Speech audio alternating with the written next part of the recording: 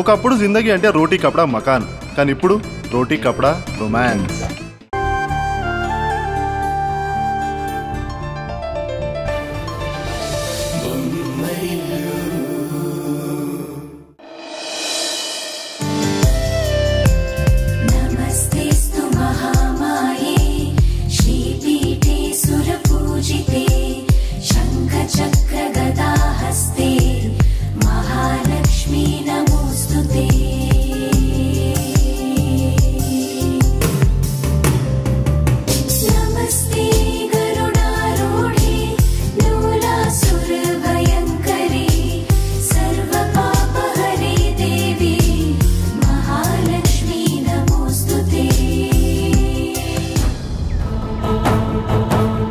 ఏంటి ఇంకా నువ్వు వెళ్ళిపోలేదా? నిన్నే అడిగేది, వెళ్ళిపోలేదా? వెళ్ళిపోవాల్సిన అవసరం రాలేదు.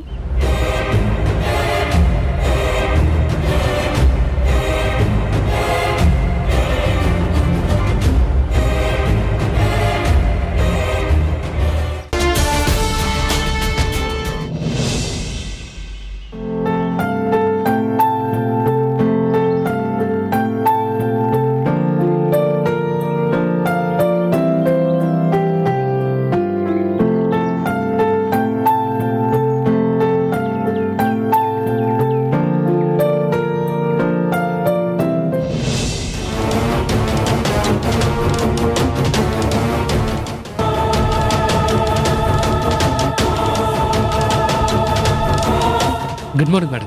ఈ ఓవర్ యాక్షన్ ఎక్కడ నేర్చుకున్నావు? మీ నాన్న దగ్గర? అదేంటి మేడం అలా మాట్లాడుతున్నారు? నిజమే మాట్లాడుతున్నాను. మీ నాన్న ఒక అవకాశవాది, మీ చెల్లి అదే టైప్. నువ్వు కూడా అలాంటి వాడివేనా? ప్లీజ్ మేడం, మా నాన్నగారిని అలా అనకండి. మా నాన్నగారు చాలా మంచివారు, చాలా మందికి ఆదర్శం. అలాంటి వ్యక్తి గురించి మీరు ఎందుకు ఇలా మాట్లాడుతున్నారో నాకు అర్థం కావట్లేదు. అబ్బో, అంత గొప్పగా చెప్పుకునే లక్షణాలు మీ నాన్నలో ఏమున్నాయో? మా నాన్న ఎప్పుడు ఎదుటి వాళ్ళకి బాధ కలిగేలా మాట్లాడరు. ఎదుటి వాళ్ళ కన్నీటికి ఎప్పుడు కారణం అవ్వరు. అసలు ఎవరిని ఎప్పుడు నొప్పించాలనుకోరు. అవునవును, ఎవరినీ నొప్పించరు. కానీ డబ్బున్న స్నేహితుణ్ణి మాత్రం బాగా ట్రాప్ చేస్తారు. మీరు దేని గురించి మాట్లాడుతున్నారు మేడం? మీ నాన్న మా ఆయన్ని ఒప్పించి మరి తన కూతుర్ని నా కొడుక్కి అంటగట్టారు. అడ్రస్ లేని మీ చెల్లెల్ని మా ఇంటి కోడల్ని చేశారు. ఇదంతా మీ నాన్న టాలెంటే కదా. దయచేసి మా నాన్న గురించి అలా తప్పుగా మాట్లాడకండి మేడం. ఖచ్చితంగా మాట్లాడతాను. మీలాంటి వాళ్ళు మీ స్థానం ఎక్కడో తెలుసుకోకుండా ఉన్నత స్థానం మీద ఆశపడతారు. నేల మీద ఉన్న మీరు ఆకాశానికి ఎగరాలని తెగ ఉత్సాహపడుతూ ఉంటారు. ఈ పనుల్లో మీ నాన్న బాగా ఎక్స్పర్ట్. ముందు మీ చెల్లెల్ని ఇంటి కోడలిగా పంపించారు. ఆ తర్వాత నిన్ని ఆఫీసులో జాయిన్ చేయించారు. మీ నాన్నకి నీతిగా నిజాయితీగా ఉండడం తెలీదా? స్కూల్లో స్టూడెంట్స్ కి చెప్పిన మంచి బుద్ధులు తన సొంత పిల్లలకి చెప్పుకోలేదా? అంతేలే, నీతులు మందికి చెప్పడానికుంటాయి గాని మనింట్లో ఎందుకుంటాయి? ప్లీజ్ మేడం, మా నాన్నగారిని నమ్మండి. ఆయన ఎలాంటి తప్పు చేయలేదు, చెయ్యరు కూడా. ఏంటి నమ్మాలా? మీ నాన్నని, మీ కుటుంబాన్ని నేనెట్టి పరిస్థితుల్లోనూ నమ్మను. మీరందరూ అదును చూసుకొని వెన్నుపోటు పొడిచే రకాలు. మిమ్మల్ని నేనెప్పటికీ నమ్మను.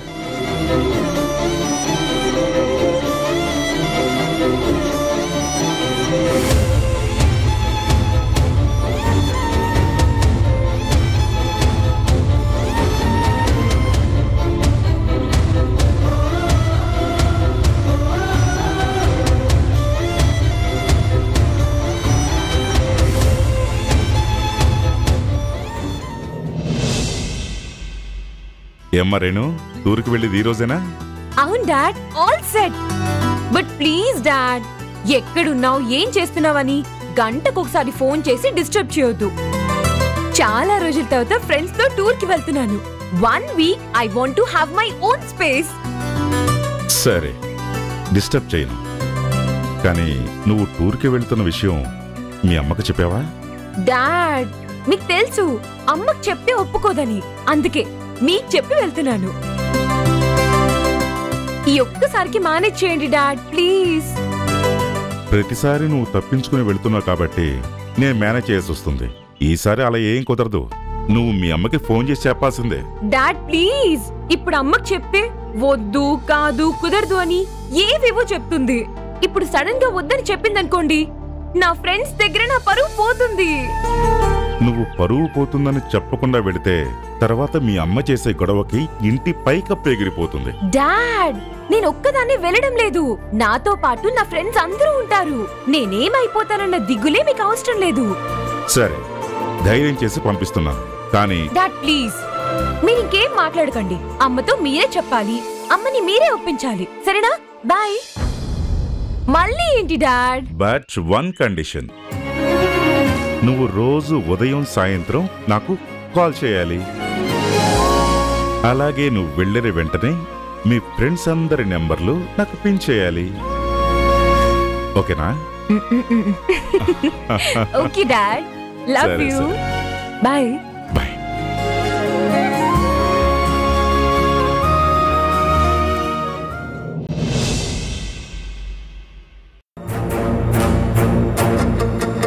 Excuse me madam.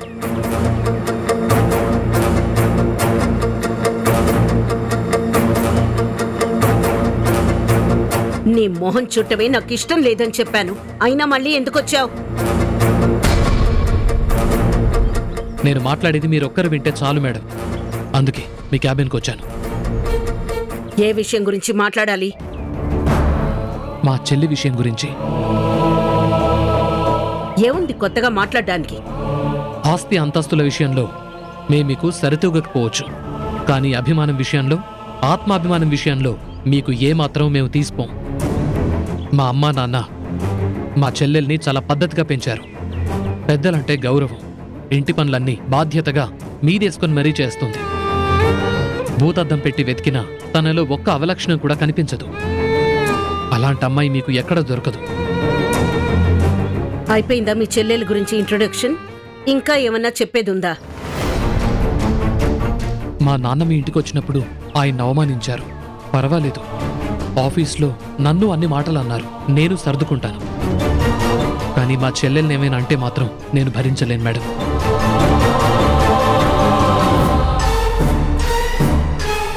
దయచేసి మా చెల్లెల్ని ఒక అత్తగారులా కాకుండా ఒక అమ్మలా చూసుకోండి మేడం. తనిప్పుడు మీ ఇంటి కోడలు, మీ కుటుంబం బరువుని పరువుని తన భుజాల మీద మోయాల్సిన అమ్మాయి. తనని మీరు ప్రేమగా చూసుకుంటే మీ కుటుంబ భారం మొత్తం తను మోస్తుంది. చూడు, ఆఫీస్కొచ్చి పని చేసుకోవాలి, ఇలా స్పీచ్లు ఇవ్వకూడదు. ఇది స్పీచ్ కాదు మేడం, మా గుండెల్లో బాధ. చూడు, నువ్వు మాట్లాడాలనుకున్నది మాట్లాడావుగా, ఇక నువ్వు వెళ్ళొచ్చు.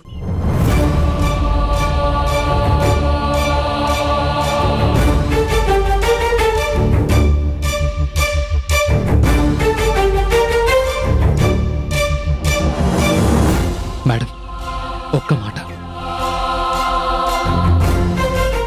ఇందాక మీరు కూడా ఆఫీస్లో కుటుంబ వ్యవహారాల గురించే మాట్లాడారు, ఆఫీస్ విషయాల గురించి కాదు. మరి నాకు చెప్పిన రూలు మీకు వర్తించదా? ఒకరిని వేలెత్తి చూపించే ముందు మనమేం చేశామో కూడా కొంచెం ఆలోచించుకోవాలి మేడం.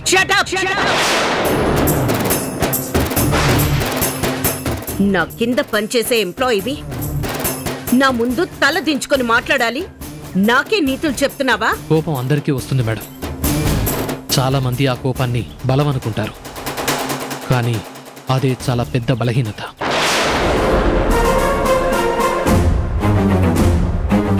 మీలాంటి అనుభవం ఉన్నవాళ్ళు ఆ కోపాన్ని కంట్రోల్ చేసుకొని మాట్లాడితే గౌరవంగా ఉంటుంది. పెద్దవాళ్ళు ఈ మాట నాతో చెప్పించుకోవటం ఏం బాలేదు.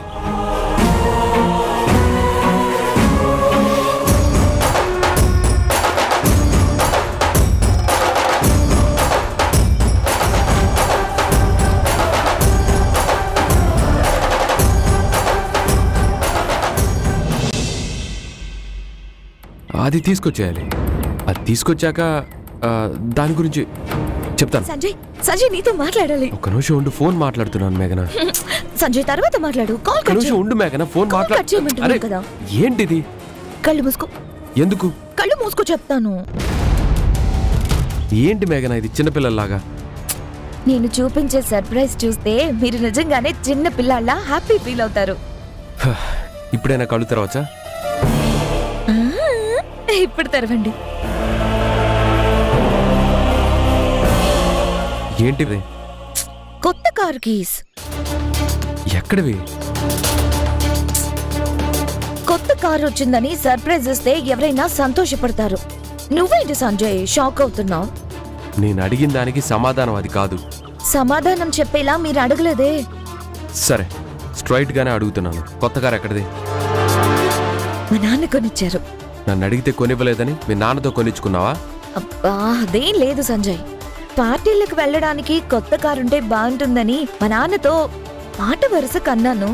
మా నాన్న నిజంగానే కొనేశారు. మధ్యలో నన్నేం చేయమంటావు? మీ నాన్న కొన్నదల్లా తీసుకుంటే మన పరువు ఏమవుతుంది? ప్రేమగా కొనిచ్చారు సంజయ్, అందులో పరువు పోయేదే ఉంది.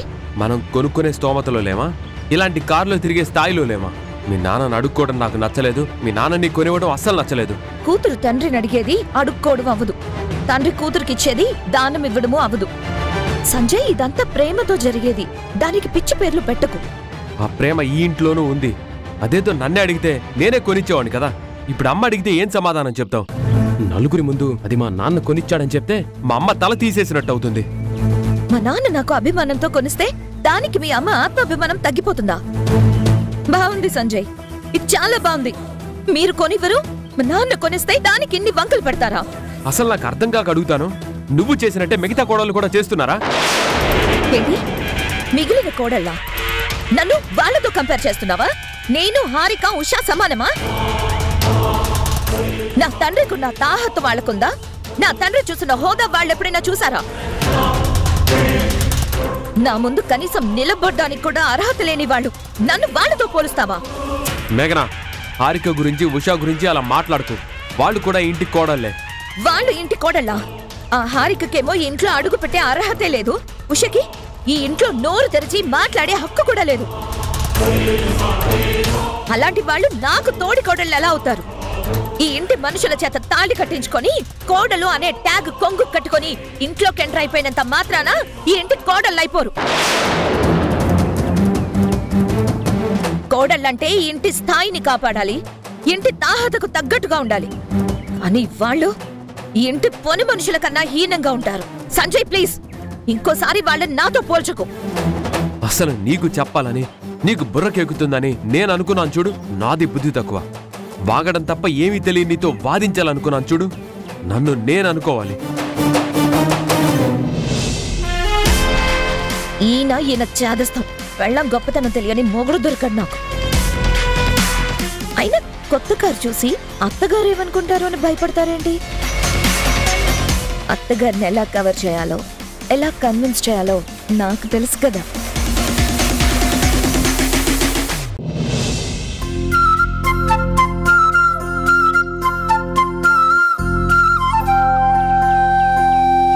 ఉషా, కొత్త షర్టా? అవును. నాకేనా? అవును. ఎటివ్వండి. నీ వర్క్ చేసుకో, నేను వేసుకుంటా. లేదు, నేనే వేస్తాను. నా చేత్తో నేను మీకు షర్ట్ వేస్తే నాకదో తృప్తి.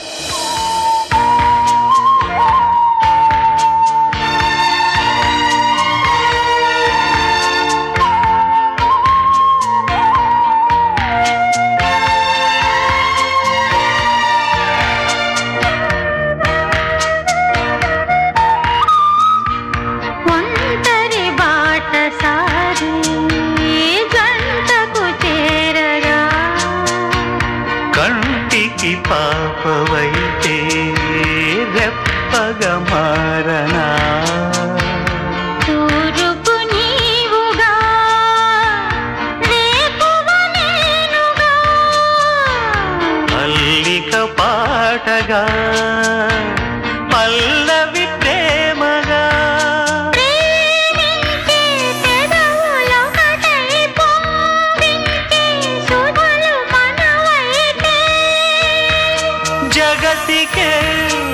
అతిథులై జననమౌదిన ప్రేమ జంటకి నమః నయన జ్యోతులకు నమః హృదయ లయలకు ఓం నమః ఆధర జతులకు ఓం నమః మధుర స్మృతులకు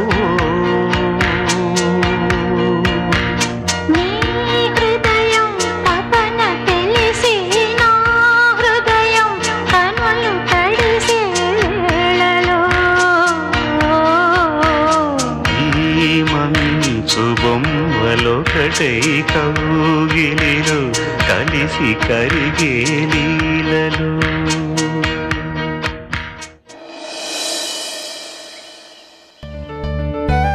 నాకేదో గిఫ్ట్ ఇస్తానన్నా తీసుకొస్తాను.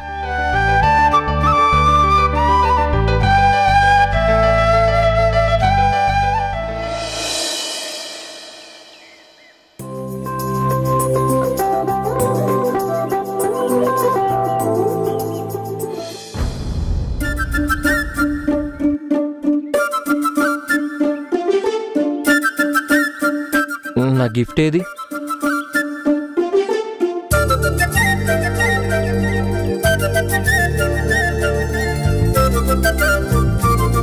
సర్ప్రైజా?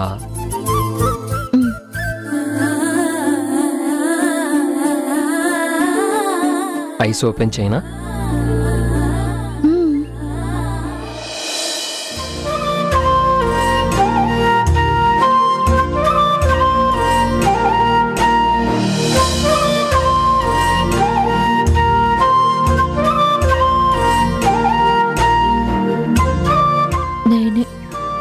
కోసం కుట్టాను.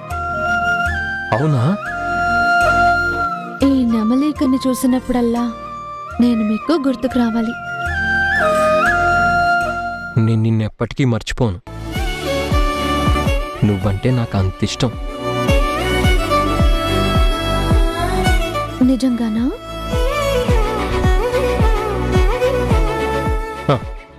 నా మీద ఒట్టేసి చెప్పనా? వద్దు.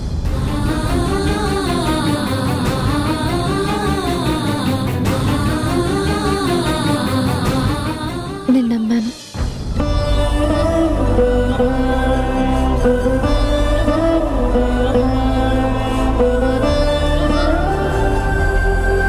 ఈ గిఫ్ట్ చాలా బాగుంది.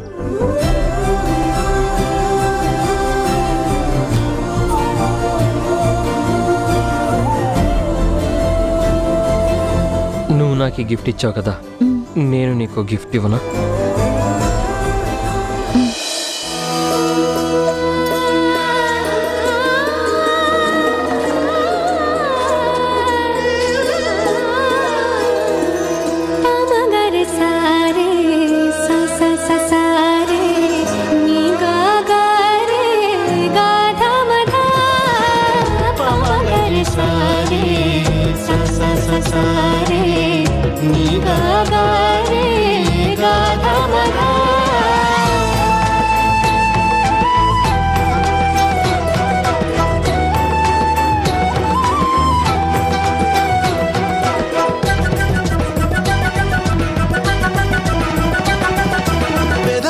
ఈ రెండు చేతులతో నా కోసం ఇంత అందమైన బహుమతి ఇచ్చినందుకు ఈ రెండు చేతులకి గిఫ్ట్ ఇచ్చాను. ఈ గిఫ్ట్ నీకు నచ్చిందా?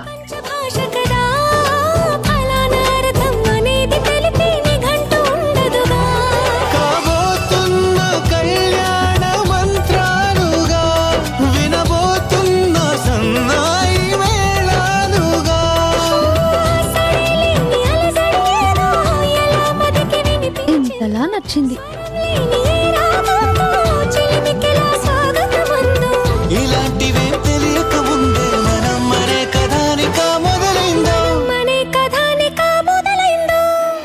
నిన్ను తీసుకొచ్చింది కార్ చూపించడానికి కాదు. మా ఫ్యామిలీలో ఒక ఆచారం ఉంది.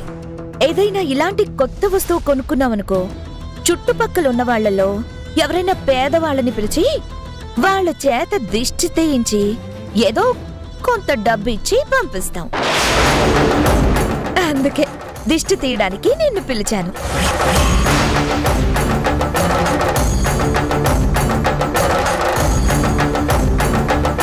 ఏంటి అలా చూస్తున్నావు? దిష్టి తీ.